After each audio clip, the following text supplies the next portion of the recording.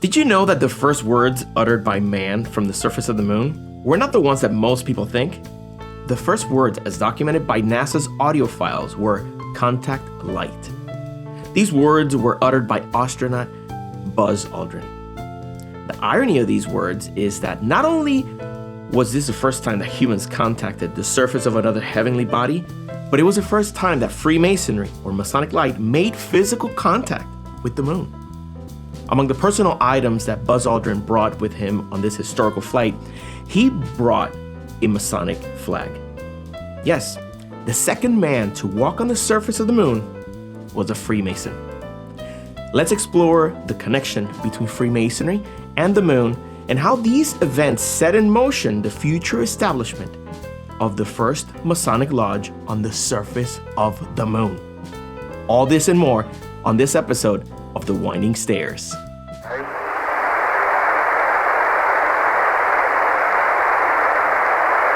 Contact light.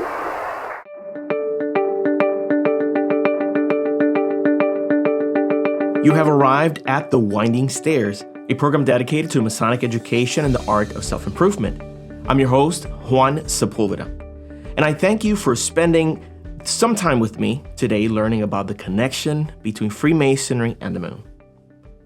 On July 20th, 2022, we will be celebrating 53 years since the human race set foot on the surface of the moon. The Apollo 11 mission was crewed by Commander Neil Armstrong, Command Module Pilot Michael Collins, and Lunar Module Pilot Buzz Aldrin. In my research, I found some amazing details about the connection between Freemasonry and the Lunar Landing. Stay with me till the end to learn how one day there may even be a Masonic Lodge on the moon. But first, I would like to say thank you to our exclusive group of supporters on Patreon. Through their support, they make programs like this possible. They also earn some very cool perks in the process. More details about it later on the show. Let's start by getting to know the first Freemason to set foot on the lunar surface. His birth name is Edwin Eugene Aldrin. We may know him as Buzz Aldrin because Buzz was his nickname, but also because he legally changed his name to Buzz in the early 1980s. In Buzz Aldrin's official website, this nickname is attributed to his sister's Faye Ann's mispronunciation of the word brother, which became Buzzer. Another interesting fact, by fate or by coincidence, his mother's name was Marion Moon. Sadly, she never got to see her son reach the moon as she died a year prior to the lunar landing. Buzz Aldrin graduated from the U.S. Military Academy, West Point in New York in 1951. He proceeded to have an impressive military career as a fighter pilot for the U.S. Air Force.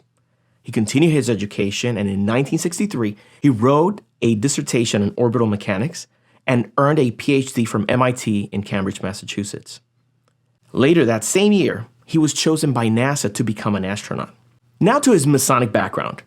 Brother Aldrin was initiated at Oak Park Lodge number 864 in Montgomery, Alabama, passed and raised at Lawrence Greenleaf Lodge number 169 in Denver, Colorado. By the time he went to the moon, he was a member of Clear Lake Lodge number 1417 in Seabrook, Texas. When the Grand Lodge of Texas learned that one of their own was going to travel to the moon, they appointed Buzz Aldrin as a special deputy to the Grand Master of Texas. But why, you may ask?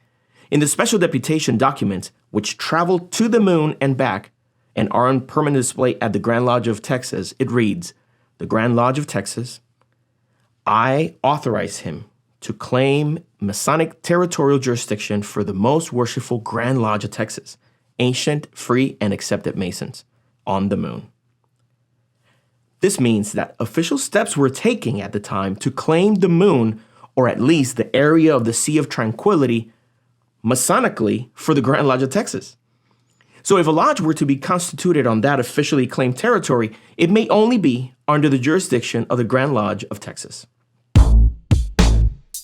The Winding Stairs is made possible by FreemasonryArt.com, the Masonic art store where I share the creations that I make. I recently created a Masonic pin display apron where you can proudly show all the pins in your collection. Every pin tells a story. It reminds you of that day where you met some brothers, or that day when you had an incredible initiatic experience. If you have your pins confined to the darkness of a drawer, bring them from darkness to light by proudly displaying them in one of our Masonic pin display aprons. To see them and place an order today, go to freemasonryart.com.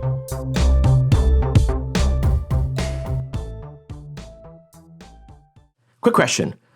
Are you as impressed by these details as I am? Are you enjoying this content thus far? If so, please make sure to like and subscribe to this channel and share with at least one person who will find this valuable. The documents and orders from Texas were not the only Masonic thing that traveled to the surface of the moon.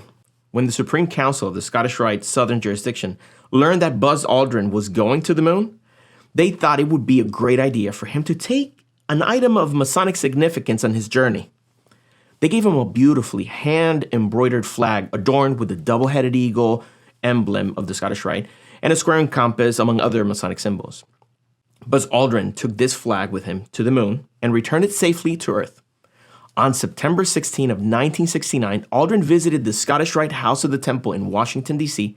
with his father, who was also a Scottish Rite Mason, and returned the flag to Grand Commander Luther S. Smith. That flag is now part of the permanent collection at the Museum of the Scottish Rite House of the Temple. I've had the privilege of seeing it in person and thinking it's absolutely amazing. You should check it out.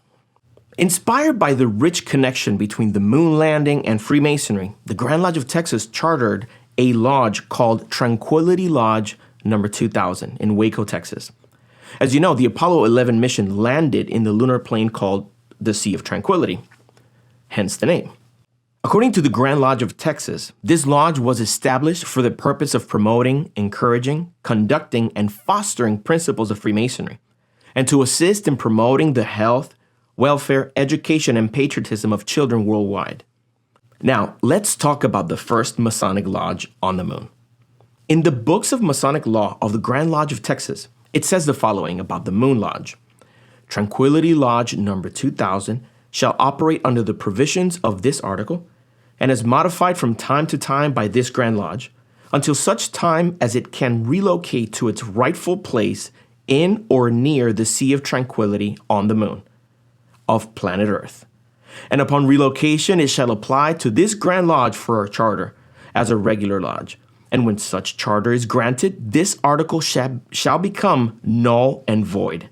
Fun fact, if you are a Mason, pay attention.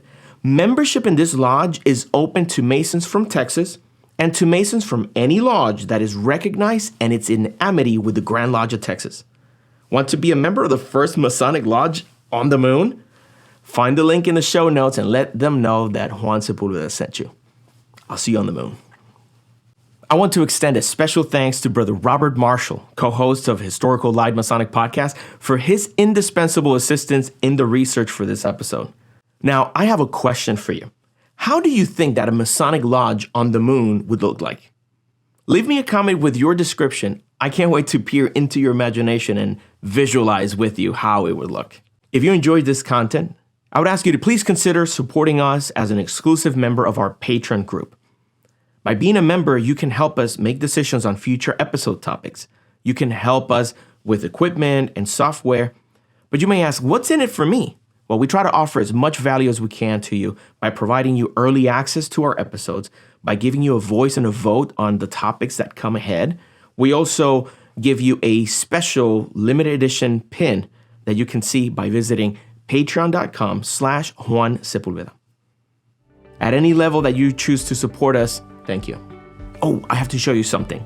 2019 marked the 50th anniversary of the Lunar Landing.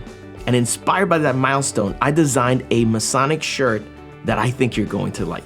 This shirt design features the moon, the year AL 5969, and a quote that says, "When a man reaches new worlds, Masonry will be there." The design has some hidden symbols in it, so go to thewindingstairs.com to see it. I hope that you found this episode edifying and that you choose to join me again next time as we continue our journey up the winding stairs.